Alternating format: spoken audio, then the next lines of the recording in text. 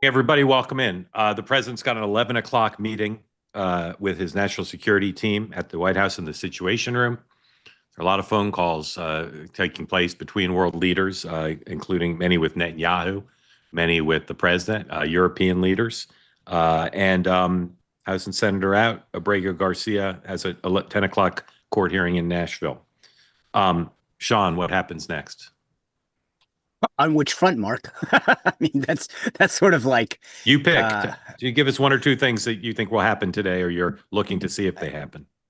I think the attention is going to shift to Israel and Iran and what happens there. That's going to take center stage because of the action that's going to occur over there. I think that's going to shift a lot of the news attention. And we talked about this yesterday, foreshadowing what could happen. I think how Iran escalates is going to be the name of the game today. What they do or don't do is going to matter. Dan. Yeah, I think in addition to that, and I'm going to mispronounce this, did Israel wipe out is it Fedora nuclear site, which seems to be the big one, the one that is buried half a mile under a mountain where the really sophisticated centrifuges are. If they didn't, or either were not successful or didn't even attempt to get it, then where are we? Okay. Joining us now, Mike Kranoff, a member of the two-way community who splits his time between the United States, where he was raised, and Tel Aviv, where he lives now with his family. Michael, welcome. Tell us about your evening and what you're seeing today. Been quite a day, Mark. First of all, I got 3 kids in the military, so I've got a lot invested in this. But we were awoken about 3 in the morning by a siren, much like we were awoken by a siren on October 7th, and many since, I should say. But this one was different because we looked at our phones and we didn't have a pre-warning that there was a rocket coming from Yemen or something like that. And it just said, stay near a shelter, basically, because something major is going on and we don't know what will happen next. And then we turned on the news and we saw that there were strikes in Iran. And then 5 minutes after that, I got a call from my son, who's in Air Force intelligence, who we haven't seen for a few days, who said, "Don't worry about me. I'm in safety. Take care of yourselves. I have everything I need for the next few days. If you don't hear from me, it'll be fine." And that was our day. Our day began at 3 o'clock, and then I turned on the Stanley Cup Finals. So we're grateful to you for joining us. Are you where are you now? In your home or your office? Yeah, I'm in my home office, and the big white door behind me right there is our safe room. So that's where we go if there's a siren, and we've gotten plenty of use out of that over the last 18 months.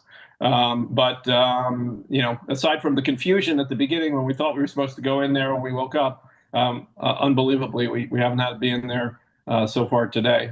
We don't know, obviously, what's going to happen next, and there's I'm sure a lot more chapters to be written here, but so far, our military appears to be performing in an unbelievable way, and I think from what I've already read, this is going to be something that'll be in the history books and people will be reading about decades from now.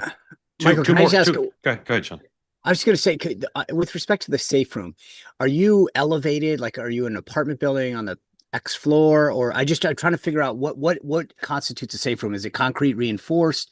Look, I'm wondering where you guys physically are. Yeah, every home in Israel has to have a safe room. Some of the older ones don't, and they make other provisions. But we have a private home, and I'm in the basement floor, and that's reinforced concrete, very, very secure, and on the lower level. So it should be pretty safe. People who are in large buildings and apartment buildings, things like that, usually it's the stairwell that's reinforced, and people go and congregate there when there's a siren. 2 more questions for me, then turn you over to Dan, then more from Sean, and then we'll take some community questions for you, Michael. And again, grateful to you for joining. I've read that there have been 100 drones, Iranian drones. Have there been any attacks on Israel? That you've seen? I've read I've read the same thing you've read, and my understanding is that we have successfully intercepted all of them so far. Amazing. All right. Last night or this morning, depending on where you are, you sent me a recommendation to join a WhatsApp group. Just tell people about that group because I put it in my Substack, but trust me, y'all should join this. Just explain what it is and explain why people should join it. It's called BNN, not CNN, but BNN, the Bernie News Network. Bernie is a guy from New Jersey who moved to Israel, I think, as a college student and was a news junkie, and started this site basically just to inform friends and family of news that he was seeing, and gradually started getting sources off of Telegram channels and other things where you can pick stuff up a little earlier than mainstream media. And then started doing some analysis and grew it. And I think I found him to be incredibly professional, reliable, and very, very fast, and an aggregation of a lot of the things that are in the Israeli press, the Hebrew press, as well as some of the intelligence stuff that gets public one way or another. And it's a pretty good resource. It's called BNN, and Michael told me to add it. Michael told me about 5 or 6 hours ago, maybe 7 or 8, to add it to my world.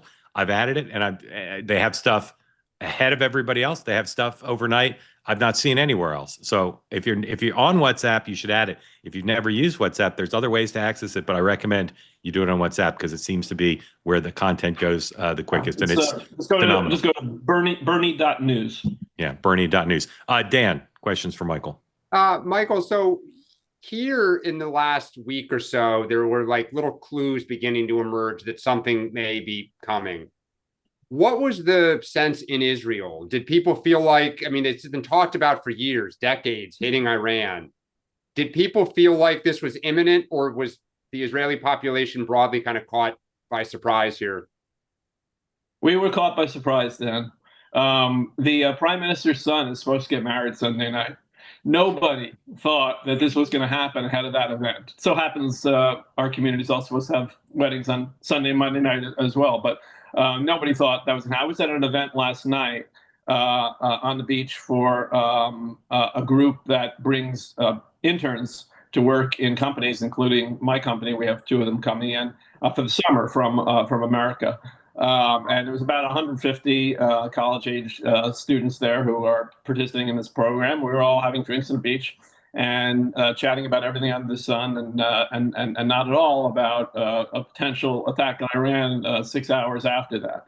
So it was chatter, obviously, and we saw what was going on with the American bases and all of that. But first of all, we have had, if I could count the number of times when we thought, well, maybe we're approaching an attack on Iran in the last 20 years. There are a lot of such instances. So, no one that I know thought this was as imminent as it turned out to be. And there's been, public opinion's been all over the place since in the last 2 years here. Is it your sense the country is unified? Like we had to do this?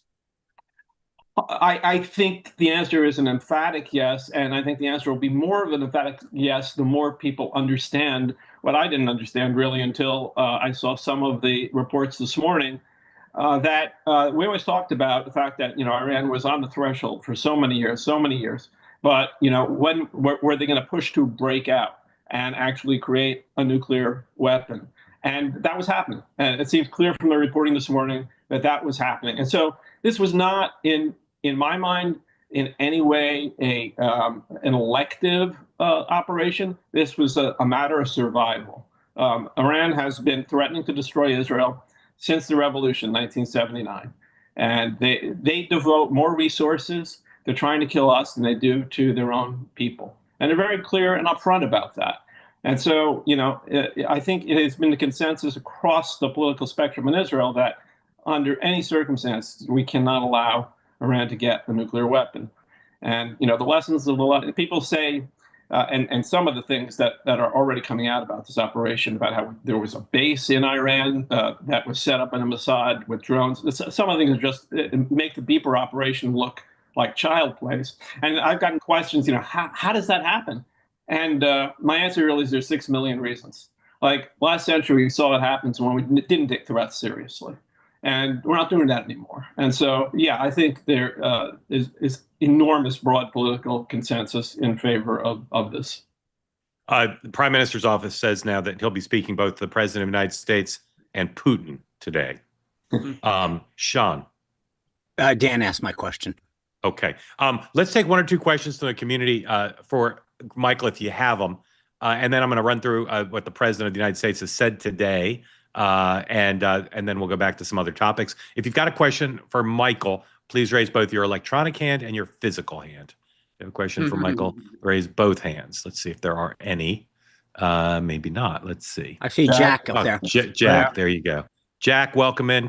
Thanks for joining. Remind folks where you're from and question for Michael Granoff in Tel Aviv after you unmute. Unmute, Jack. You had it, Jack, and then Jack, you were unmuted, then you muted quickly. trigger finger. Oh, There you sorry go. about that. All There good. you go. I'm from San Antonio, and I was wondering if, in general, the Israeli people have any sense whether President Trump would ultimately send them a bunker bomb, effectively, because I think to seal the deal, that's probably going to be the nature of weapon that it will take to really go after some of those deeply embedded development places. Yeah, you're right. It's been reported for quite some time that Israel could cause a lot of damage to the nuclear program, but couldn't fully destroy it without without the help of the U.S. because of the B-52s and those really heavy bombs that you talk about. I have no idea what will happen. All the reports I've seen so far today are that it seems like some of the damage that has been done there is beyond what was anticipated. And maybe even more importantly, it seems like whatever was left of the air defense after last year, when there was the exchange, that was one of the top priorities this morning to take out.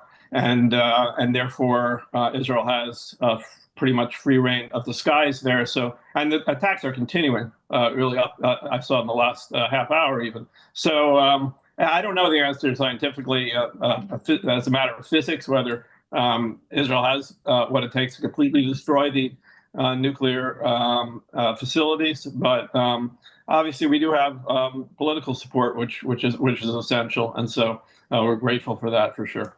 Yeah, Jack, thank you.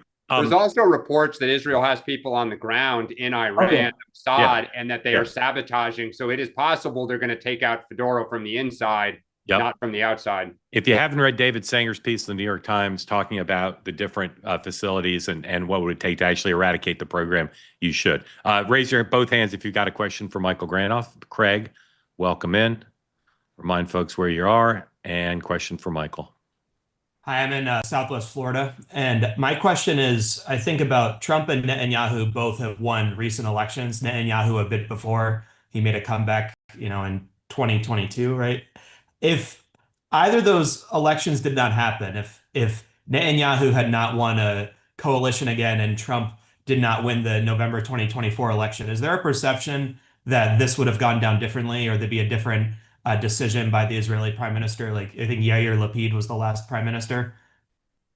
It's an interesting question, and I think it's a split decision on that, which is that I think whether the Israeli prime minister was Netanyahu or Naftali Bennett or Yair Lapid, any Israeli prime minister would make this decision. I really believe that because this is an issue, obviously, that is extremely well understood within the political echelon, and as I said before, a matter of survival. So I don't think there is any scenario under which a different Israeli government would do something different. I think, by the way, that goes for actually most of the war of the last 20 months as well.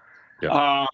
But if Trump had not won, that would have been a different universe. And I still think it's likely that Israel would have felt the need to do this because of the issue of survival. But boy, it would have probably been a lot harder, just given the way that unfortunately the democratic politics has turned against us.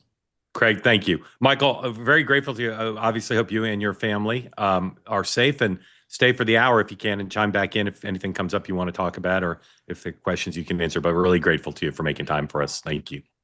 All right. The president, last night, the main response from the administration after the Israeli activity started came from Marco Rubio, who distanced the United States from the operation. Since then, the president has posted on Truth Social, and he's talked to a number of reporters. He's talked to Dana Bash. He talked to Brett Baer last night, and he talked to John Carl also. And the message in the Truth Social post and his 3 conversations have all been pretty much the same, which is Israel's doing a great job, and Iran better negotiate a settlement here because the attacks will get a lot worse. And it doesn't sound like somebody who's distancing himself at all. I would be stunned if if the U.S. were not providing some intelligence, some air support, some intelligence information that is, I would say, vital to the operation, but integral to the operation. But they won't acknowledge that. But the president, I think, leaning pretty hard into the notion that Iran better come to the table and make a deal.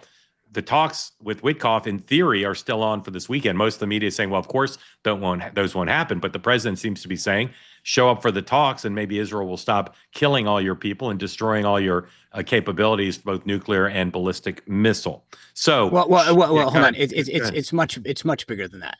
The goal is to make sure, both between the statement and the actions of showing up, that this is Israel going after you, not us.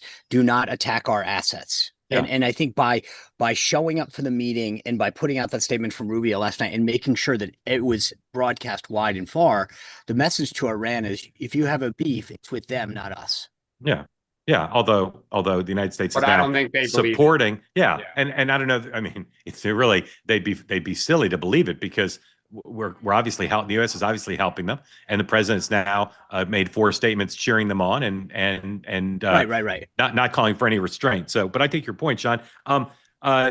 Let's see. It's 9:17. We got a bunch of other stuff that on any other day would be very big. We want to talk about it. So let's shift to some of this other stuff. We'll do it all in 10 minutes or so, and then we'll go back to your questions. If you want to ask questions, you can ask about anything you want, but I suspect a lot of the hands up, people want to talk about what's going on in the Middle East. So we'll do that. Well, actually, let's play one more thing, because it's important.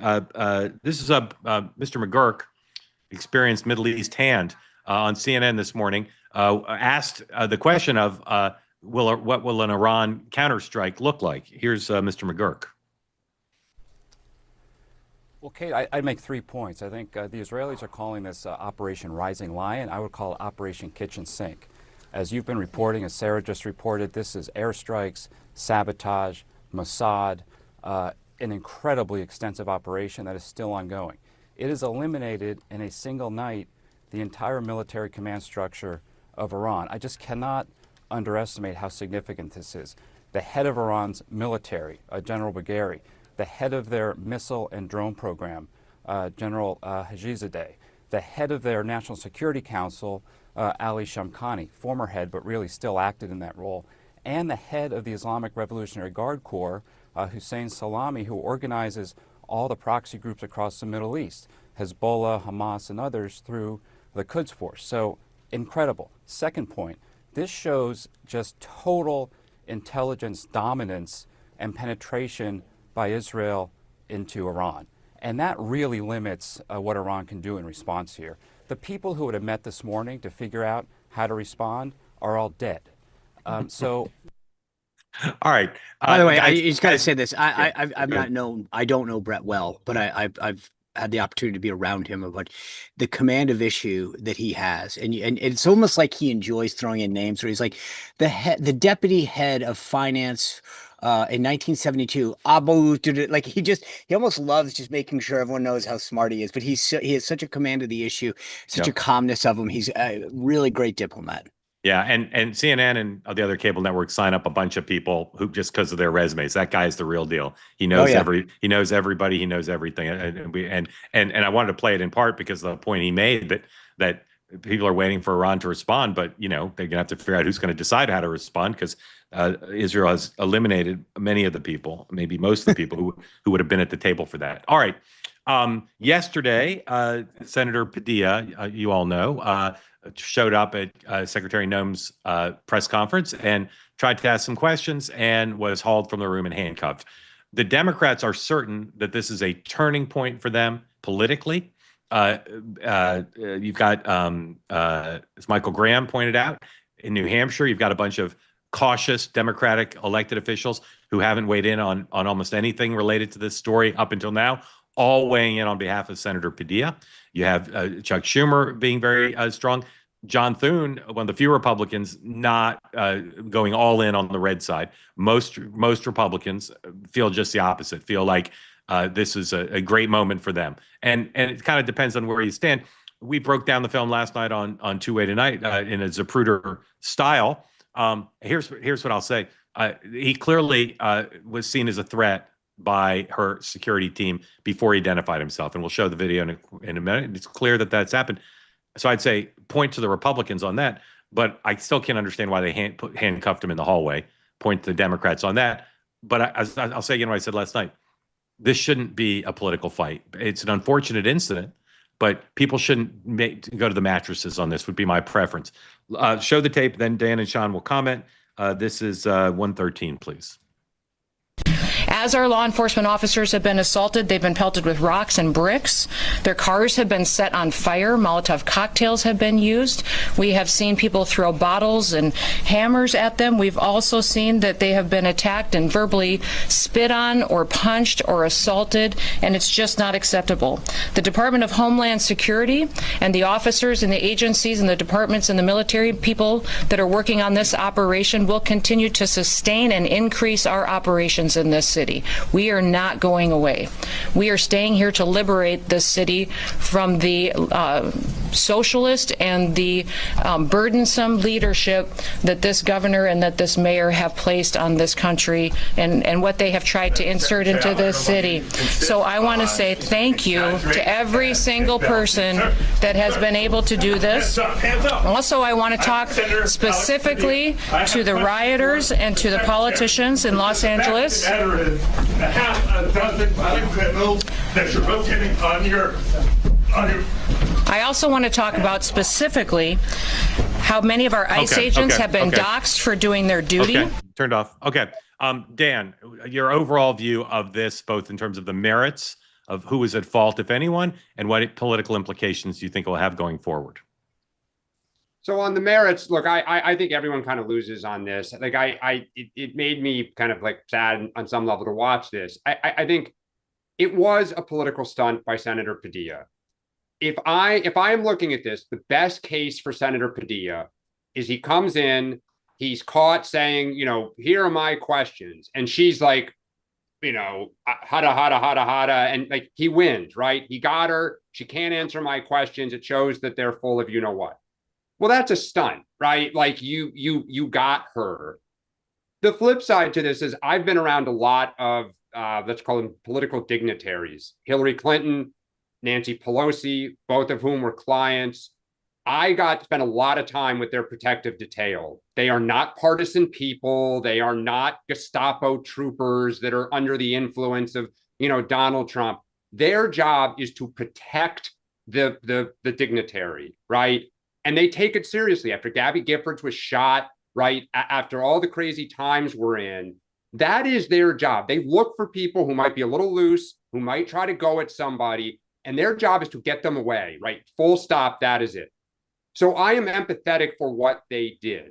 Where I think, Mark, to your point is when they got him in the hallway and then they kind of, you know, and clearly the door was closed, he was surrounded, you know, okay, you could, I don't think it looks good. I think for Democrats, just like a burning car doesn't look good on the immigration topic, a U.S. senator being slammed to the ground and cuffed does not look good to the average person who's going about their life, isn't watching the full tape, John Madden style, to break it down.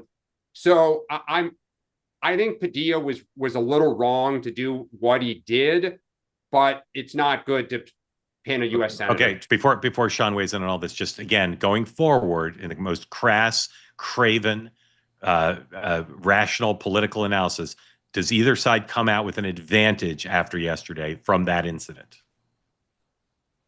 No. Thank you. Both sides don't look good. No further questions, Your Honor. Sean. God, I almost want to let Dan's comments just speak, but I have to. I'm compelled.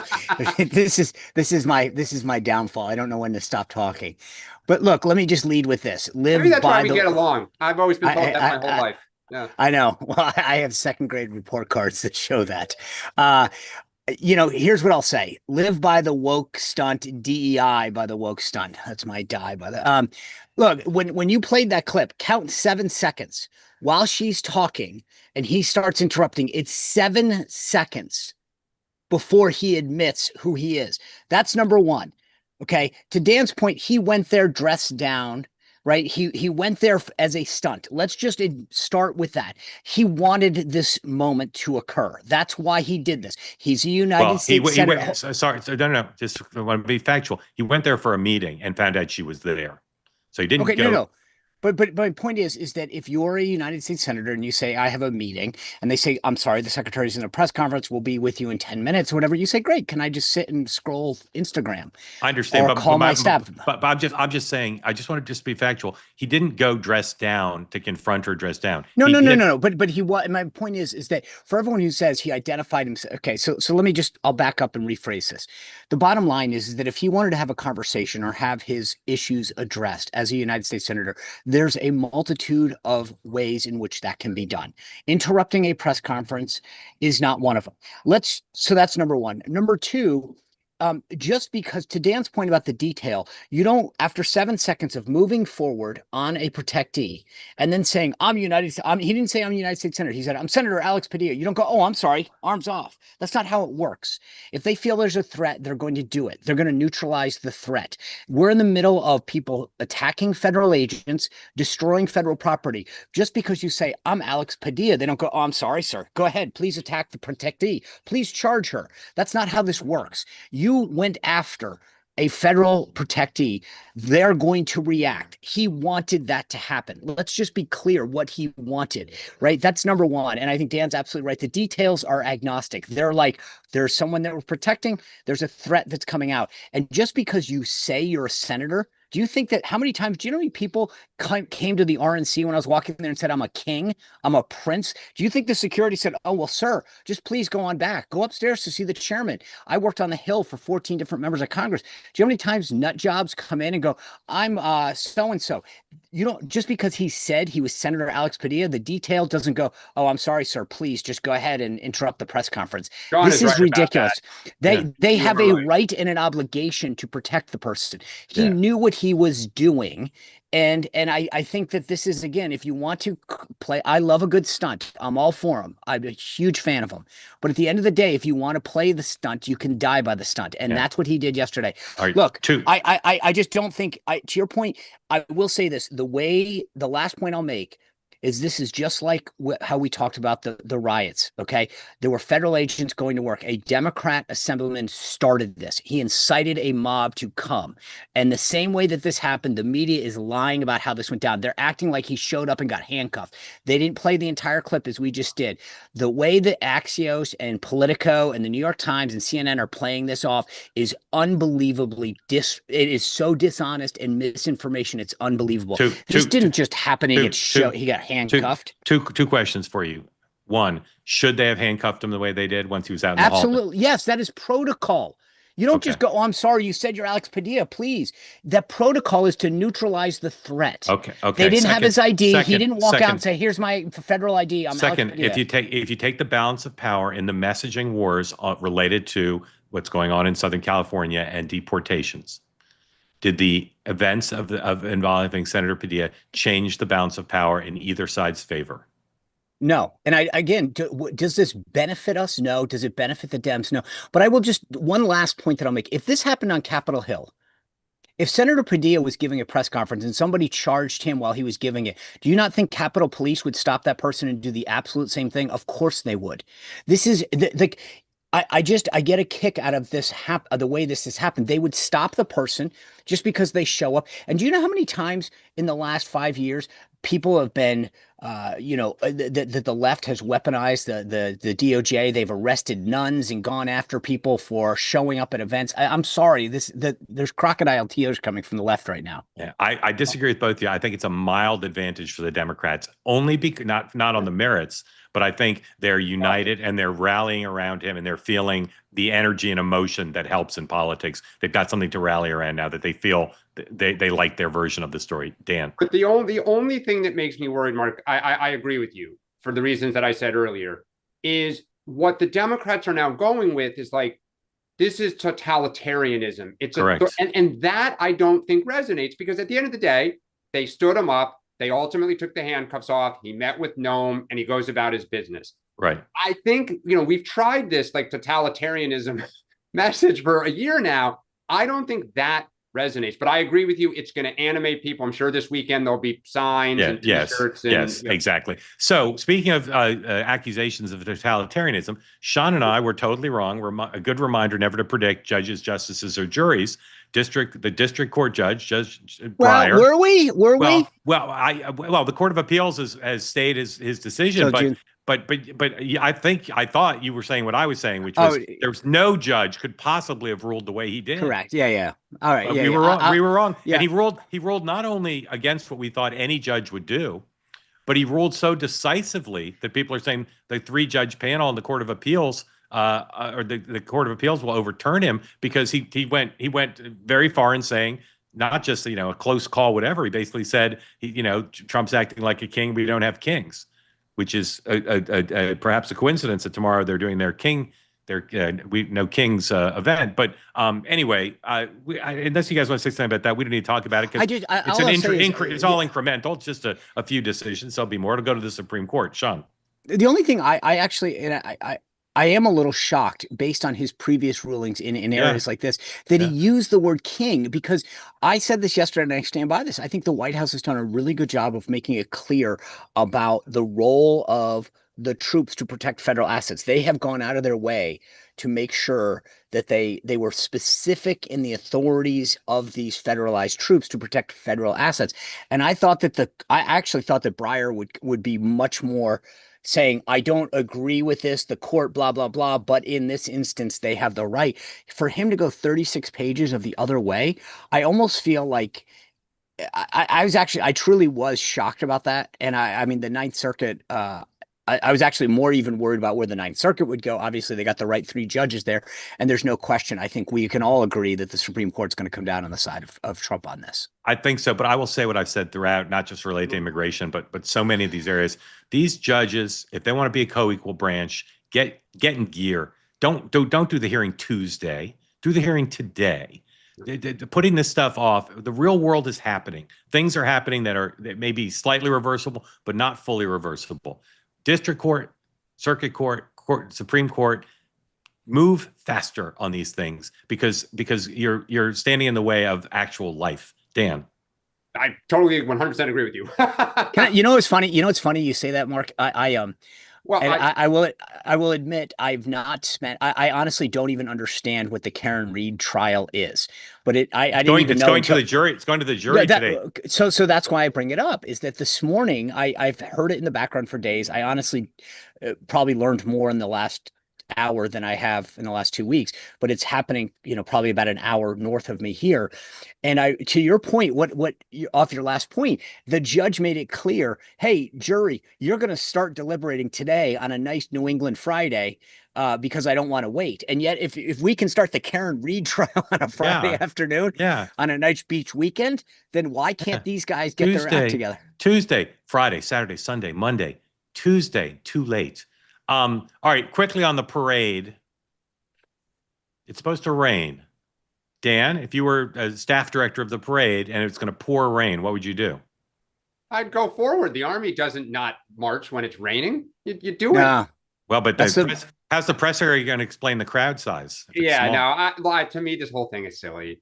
He wants to do a parade, do a parade. Oh, it's actually better. If it rains, it's better. I mean, because then you can blame it on the rain. But remember, the Marine Corps, if it's raining, we're training. So I mean, that's it. I actually think it's awesome. If you want to just say this is really about honoring the military, if I were Trump, I'd stand in the monsoon if it's raining and salute as they go by, because they're marching. I'm in the rain. It's about you, not me. And forget the crowd size. Like, do it. Okay. All right. We're going to do winners, losers, and what to look for this weekend. If you'd like to get in on the conversation with peace, love, and understanding in your heart and the presumption of grace for both Secretary Nome and for Senator Padilla. Please raise your hand if you're here on the two-way platform. And if you're on YouTube or X, I haven't looked at the chat because I don't, but I happen to know there's smack galore going in there. So please. It's a Friday. Ixnay on the Axmay. All right. Because of a special request, we're starting with losers this week, not winners. Sean, who's your loser of the week? Well, there's a lot to choose from. I actually was hoping to go second or even third on this because I figured most of mine might be taken. But I will just, assuming that you guys choose some of the ones that I was going with, I'm going overseas and choosing Greta Thunberg to be the loser of the week. She committed another one of these Alex Padilla-esque stunts, and she got sent home. And she said, "I was treated inhumanely." And when the media asked her, "Give us an example of how you were treated inhumanely," she said, "I wasn't allowed to say goodbye." And I thought, that is a travesty, Greta. Dan, loser of the week. All right, Gavin Newsom, because in the long run, this has not been good for him. Yeah. Loser of the week are anyone who's interested in nuclear weapon development or leadership in Iran, because they're all either dead or about to die. Sean, winner of the week. I'm gonna hat tip the Army. I think the winner tomorrow, hopefully is all of the individuals who've served and supported the U.S. Army over the last 250 years, and I hope tomorrow is an opportunity to celebrate them. And so I'll give them, just with everything else happening in the world and the country, let's celebrate the people who keep the freedom. Dan. All right, the chat, you're all going to go back now 180 degrees because I'm watching it. The winner of the week is also Gavin Newsom. And that is because, yes, he is the loser of the week and the winner of the week. I think this might be a first. Impossible. Because within the Democratic Party, the court ruling in his favor, at least at the end of this week, he can say, like, I told you so, because Sean, your point, it was very definitive. The Padilla thing is energizing the party. The party was not unified at his back all week. He was kind of alone. But could the winner, could Dan, the winner be California? Well, so if you're Gavin Newsom and you want to run for president or think about running for president, you are ending the week with the party rallied behind the cause now. They're going to have parade, people out there in the streets marching. The court ruled in your favor. So to win a primary, he is the winner of the week. To win a general, he's the loser of the week. Okay, but Dan, let me just ask you this. Who do you think, knowing that, I would, from your perspective, not mine, I think that Padilla outdid him. I think that Padilla, from a stunt perspective, got more of the Democrats fired up.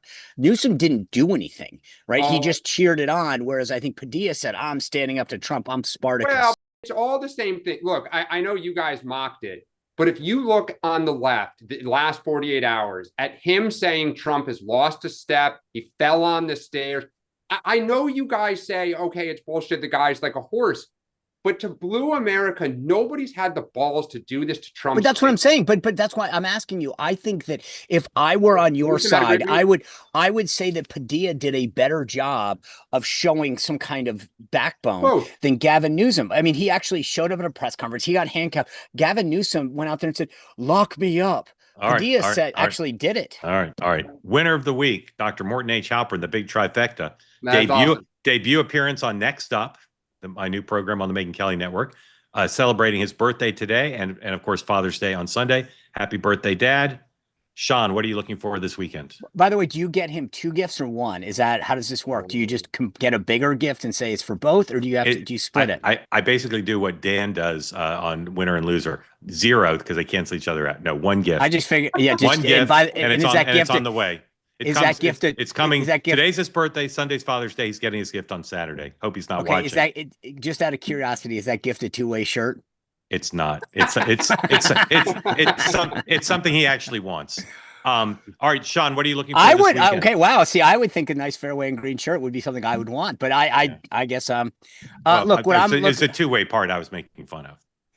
What I'm looking for this weekend, obviously a lot of things. I'm looking for the escalation or the next steps in Israel and Iran. Again, I was hoping that I'd go last because you guys would take all these, but I actually am unfortunately looking for what groups go out there and protest this weekend. This is an opportunity to rally around the service and sacrifice of the Army. And the only reason, by the way, for all those people out there who understand why I care about this is because the Navy and Marine Corps is going to get their due on their 250th anniversary later this year in Philadelphia. So I'm just trying to make sure that if I can say nice things about the Army, then I don't feel bad when I get all excited about the Navy and the Marine Corps. But I am absolutely going to take note, and I hope groups on the right take note of anyone who goes out there and tries to turn this event into a political one. It's sad, it's pathetic that so many people have served this country and people are using it as an opportunity to make it into something it's not. President Trump hasn't made this about him. He hasn't made this about his birthday. Everyone on the left of the media is, and it's sad and pathetic that they're doing this as opposed to an opportunity to honor the service and sacrifice of so many millions of Americans. Dan, what are you looking for this weekend? Well, a little bit of a twist on that. I am watching to see if these protests from the Democratic Party stay peaceful. Does it serve as a rally point kind of going forward that so many people are coming out? Or do they start to turn violent, or, there's conflict or whatever? Because that imagery would not be good. I think one thing that's interesting, these parades are kind of all over the place, not the parade, but the protests. Like, I don't sense there is a central theme to them. So I'm just going to be curious to see kind of what comes out of it, because to your point, Mark, the party's fired up today. I hope, look, this is where the right has an opportunity politically to sort of contrast with what the Dems are doing. And I hope that they take advantage of this. I hope that people expose what the Democrats are doing this weekend and not just sit back and let it go. I'm looking forward to the validation of those wise people who said Indiana in 6 and that Oklahoma City was amongst the most overrated teams of the last quarter century. There you go. Megan, welcome in. Tell folks who don't know where you are, what's on your mind for Sean and Dan. Thank you for being part of Two Way. Wow. First time. I am very glad to have you here. I'm in very, very Northern California. And a couple evenings ago, I was listening to your evening show, and you had a newscaster on from LA talking about the riots and how it was just a 1 square mile area that was rioting. My family, my parents lost their business in a fire a couple years ago. And thank goodness they had really good insurance that covered everything. And we talk about real lives and real people. And I don't think people understand how devastating it is. And they had insurance and rebuilt and everything is great. But it wasn't just them that suffered, but all of their employees and everybody that makes their living and their livelihood. And just, I feel like we're so stuck on this, what side is right or whatever, when it really needs to be looking at, what's good for people and our citizens. So that's just kind of a comment. And I love you all. I think you're great. I really enjoy the conversation that everybody brings forward. Yeah, you're very nice. And a family business being destroyed, even with insurance, is obviously just a heartbreaking thing. And I think one of the failures of people in the media, not all, but many, is personal properties destroyed by people on the left, and they just don't cover it. They just don't treat it like what it is, which is not just a violation of law, but in many cases a shattering of blood, sweat, and tears and a family dream. So I couldn't agree with you more. Dan. Yeah, Megan, I was just about to say the same thing, that you just make such a simplistic but kind of perfect point, which is why I think the Democratic Party, when these things have happened the last several years, have ultimately lost public opinion. Because people just look at it and say, my gosh, the store, everyone has a Main Street, everyone has a business district. To see glass shattered, I remember Washington, D.C., after the Black Lives Matter marches, we walked to the end, a couple blocks down from our house was what was a busy business corridor. And there were chairs through windows. There was glass all over the sidewalks, like whether it was a Wawa or a, Gap or whatever. Like it was unbelievable. And I think most people look at that, their heart breaks, and they get kind of angry, right? Whatever the cause was or is, it isn't heard as clearly when violence like that happens. And so I think it's a great point. Megan, thank you. Yeah. Sean. Thank you. Totally agree. Appreciate you coming on, Megan. Thanks for your kind words about the program. I agree with you. One of these, to Dan's point, when I remember after the BLM protest, right outside my office was this homeless man that had built this little encampment, and they burned it. And he's never come back. I don't know whatever happened to the guy, but it's like, for people on the left that supposedly care about other people and those that are disadvantaged, the lack of concern for what this does to not just, big businesses. Like you watch these Apple stores get looted, and I'm sure they've got insurance. I remember on 15th Street, near where my old office was, we'd walk into the CVS and there isn't anything that's not behind plastic. There's a Walmart that was in, it's like 8th and Mass, or 6th, 7th and Mass. And it closed. And I said something like about a week ago to somebody. I said, God, it's crazy. I would assume a Walmart would have done well right there in DC. And they said, I don't know that it had to do with that. They go, do you know how often people were just looting the crap out of it and the cops couldn't do anything? And yet Democrats are now excusing crime. And I don't get it. Where is the outrage? I mean, looting an Apple store in downtown LA, what does that have to do with ICE? What does that have to do with deportation? What does that have to do with anything? And yet there's not a single person that I've heard condemn any of that. Not one. And I just think that that's sad and pathetic. And again, the media, the only coverage they've given this is when their own trucks get damaged. And then it's all because it's about them. And that's the only time they care about, this destruction is when it affects them and their ability to do something, or that the fact that they stole an AirPod out of their news truck. Megan, how'd you find two-way? I was listening to another podcast and they mentioned your show. And so I've been listening, probably since about January, February. I love it. And I want to give a shout out to my son who is active duty Air Force. So I'm sure he's going to be busy with the stuff that's going on right now. All right. Well, congratulations on your son, and grateful to you and for him. Thank you so much. All right. Owen, rather. We don't have great insurance here, so don't crash. No, it's fine. All right. Where are you driving today, sir? I'm Austin, Texas. So just here, about like 500 feet from the door. So figured I'd chime in with my question. I was curious, kind of looking back. I know you guys kind of called this Iran mission early on, but I was kind of curious. Looking back, you kind of look at Trump's trip to the Middle East, where suddenly he's like meeting with the president of Syria and reducing sanctions and all this kind of stuff. And if you kind of look at the flight plan that I would guess, where the pilots would fly, do you think this is like kind of longer in the works? I was never really a Trump five-dimensional chess player type of guy, but kind of thinking about it, do you think this was like longer in the works and they're kind of clearing the zone for this possible operation months ago like that, at that level? I do. Yeah.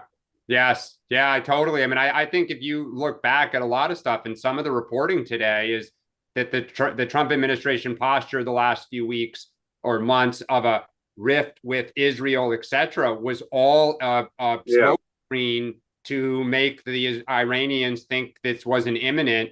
The Trump people have not confirmed nor denied that was the case. But the fact that Bibi came here a month or two ago and he went to the CIA, the Pentagon, like, you don't go there to take the tour, right? Presumably he went there to have conversations. Sean. They do have a good gift shop though. Great gift shop. I mean, I think it's a very we'll know, who knows, in a few years, maybe. It's a great question. I think I mentioned I met with him when he was here. So you add that to the list: CIA, Pentagon, me. Spicer. Right.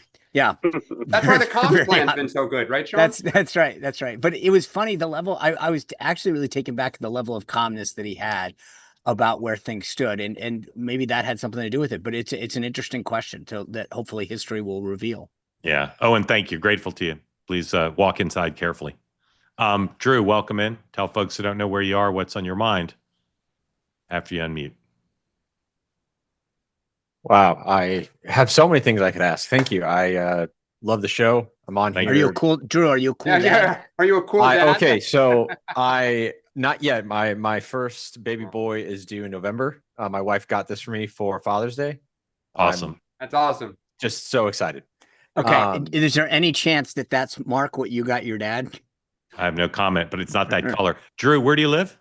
Central Virginia. All right. I've got only one piece of advice for you. Start learning to swaddle now. Yeah. Start learning now. Don't wait. Don't wait till the last minute. That's it. That's the whole key to parenting, at least the first few weeks. What's on your mind, Drew? Take your time. Ask whatever you want. One statement, just as a super into military history. I just the operational success of the Israelis, what they've been able to do against Hezbollah and now Iran is just it's mind-boggling. It's unprecedented in human history. There's never been anyone like the Israelis marrying up intel, human intelligence, surveillance, and military capability. There's not a country that we know of in civilization history who can do what they do. It's quite something. Just completely neutering Iran's response. I've saw that they have sent only like 100 drones over. Like you'd think that they would respond a little bit more adequately, in my opinion. Not that I want that. I'm just saying you'd think that they would. Okay, my question is actually related to the dad part. Two kind of points. The child tax credit that was talked about during the election. I think they talked about, I remember Kamala maybe it said like 5K and JD was like 4 or something like that. I don't remember exactly what the numbers were. I saw that Trump did the between 2024 and 2029 was like $1,000. That's the first part of what, you know, is that going to come to fruition, do you think? Second is, has there been any talk of anywhere, you know, you guys are much more in the know, on anything looking at like maternity leave or paternity leave? I work for a decent sized company and we don't, it's pretty bad. And, you know, as someone who wants to experience all the joys of early parenthood, I'm concerned. And I don't hear a lot of people talk about that. Yeah. So I was just wondering. Two important topics that you speak for millions when you raise concern about them. Sean, what do you know about the prospect of an increased child tax credit and or family paternity, maternity leave? I believe the last I checked, there was something in the bill on an increase on child tax credit. To your point about the sunset, I don't know if I don't think it was made permanent. So I think it's a sunsetted clause, meaning it will only last for probably 5 years. But I don't know. And that's, I mean, I think if you've heard, if you've been a watcher for a while, you know, part of my whole shtick was that tax on tips and Social Security and some of these things are more political talking points where you can stick something in a bill and have a higher threshold. The income is always the issue too. So it'll say, well, you have to make this much. And then, you know, like let's say it's a $5,000 tax credit. If you make over 150 combined, it goes to 4,200. It goes to, and then it'll close. So like, let's say you make 250,000, you're not even eligible for it. And then time wise, it sunsets after a certain amount because all of this stuff goes into when we talk about stuff called the score, the CBO, the OMB, the Joint Tax Committee. When it scores something, that has to do with how much it costs. And so anyway, the point is, I think it's in there. There's an increase. I don't know for how long or what the window is or what the income threshold is. There is no current talk that I'm aware of on a substantive level on an increase of maternity or paternity leave. One of the issues that you're bringing up, Drew, is there's the federal government piece of this, and then there's what private companies can do. And so you have like Family Medical Leave Act, which allows a percentage of your, depending again on the size of your company. So small businesses, are exempted from many provisions, but Family Medical Leave Act does allow certain provisions to take time off, and then a percentage of your salary gets paid, but it's not full salary. So you have to then balance how you do that. And it's just, there's that's again, from a Republican standpoint, we got talked about yesterday, minimum wage, same kind of thing. It's how much do you want to impose on small business. So I understand your concern. When I was in the military, I was on active duty when both of my kids were born, and we didn't have paternity leave. So it was, I feel your pain, depending on where you work, that's an issue. But I will say this, I think the environment on the private sector is getting much more favorable to trying to offer benefits, including those things, to make people want to stay at their companies. Dan. Drew, they're expanding it the proposal is to expand it from 2,000 to 2,500 per child and then phase it out, or it would expire in 3 years. Why do they have it expire? It's so popular that it becomes a great bargaining chip in 3 years. So if the Democrats, although this is becoming bipartisan, you want that reauthorized, here's our price for reauthorization. So they just use it as a bargaining chip. Shouldn't be that way, but frankly, both parties do this all the time. That's why really popular stuff, constantly is sunsetting, like tax cuts for, the middle class, right? You tie it to the tax cuts for the rich, which are more controversial. and don't let him expire. On the second point, look, Democrats would absolutely love to do that. I think as MAGA continues to ascend and becomes more of a working class party, these are the type of issues. I'll be curious if a JD Vance were to talk about this in 2028, because to your point, the big companies can afford it. It's small and medium-sized companies that don't want to do it because it hits their bottom line, but it may be the right thing to do, and people would appreciate it. Drew, thank you for coming. Good luck with everything with the baby. Come back. Let us know how it's going. I will be back. Thank you. And if you don't take my swaddling advice, you're not as bright as you look. Dan, welcome in. Is this your first time on here? It is, Mark. Thank you very much. All right. And I think other than Ms. Taylor, who we had on the call earlier in the week, I may be having the longest digital commute here. I'm in São Martinho de Porto, Portugal. Moved here 2 years ago. Where'd you live in the U.S., Dan? We lived in Los Angeles. Great. Well, welcome in. I'm glad to have you here. Thanks. Why'd you go to Portugal? It was kind of a retirement plan, Sean. So we've been looking to a place to retire outside of the U.S. Have a little bit of a different adventure for the last, hopefully, long chapter of life. And it's a great place to live, great place to visit. Dan, are you inviting us to come stay with you? Is that what that meant? I'm getting there. I'm getting there, Mark. Go ahead. Yeah, no, it's really a wonderful place. And I want to echo Megan's comments earlier. Love the show. Love the civil conversation that you guys have. Dan, I'm formally on your side of the line, but I've moved to the other side of the line. I'm one of those guys that feels like the Democrat Party left me. And the question that I have for you, Dan, and for all three of you, but really, Dan, I am the Biden administration's silence and really inaction relative to the campus protests and the sort of lack of leadership from the Democrat side. I don't know if that's President Obama or Ms. Pelosi or Mr. Schumer, but the lack of comment relative to the Boulder attacks and the DC attack or murders. Just curious about your thoughts of that. Why are we not seeing some leadership relative to what seems to be such morally clear issues? And anti-Semitism seems to be on the rise. Thank you, Dan. Dan. Yeah, great question. I do think there was pretty unified condemnation of what happened in DC and Boulder. Some elements of the party had to be dragged to be charitable to make statements, and they probably could have been a little stronger, but 90% of the party was there. Your other point, though, is a great one. I mean, between immigration and the college campus protest, it was the same issue. The party is divided, and as people were heading into 2024, they did not, and they knew it was going to be a very close election. They felt like they could not afford slippage with any of their coalition members. They thought that if they kind of tried to finesse this and make both sides happy, or that they could make both sides happy, as is often the case when you attempt to do that, you made nobody happy. And I think that the kind of moral right thing to do, in my opinion, to condemn the violence, you can support the cause of what they were talking about, but you can't allow violence or shutting campuses down. It's a problem. And when the party keeps talking about we need to change, we need to confront the base, we need to, move on. But so far, when we've had opportunities to do it, we don't.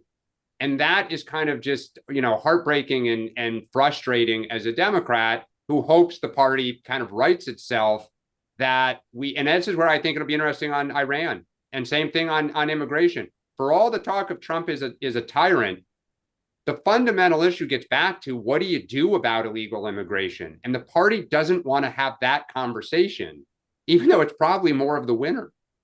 Yeah. Dan, thank you. Grateful to you for coming on. Sean, what do you have tonight?